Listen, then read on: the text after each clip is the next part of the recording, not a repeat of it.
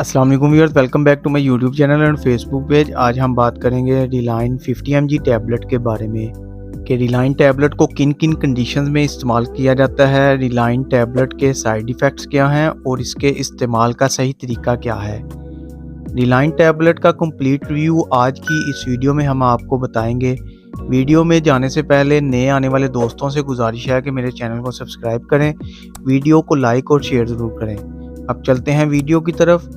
रिलाइन tablet का generic नाम है सर्ट्रालिन। सर्ट्रालिन जो है वो एक एंटी डिप्रेशन है। ये बेसिकली एंटी डिप्रेसेंट टैबलेट है। डिप्रेशन के मरीज़ इसको इस्तेमाल करते हैं। सर्ट्रालिन इसका जेनेरिक नाम है। ये SSRI की क्लास से बिलोंग करता है। SSRI क्या है? ये सिलेक्टिव सेरोटोनिन रीअपटेक इनहिबिटर्स हैं। ये डायरेक्टली ब्रेन पर एक्ट करते हैं।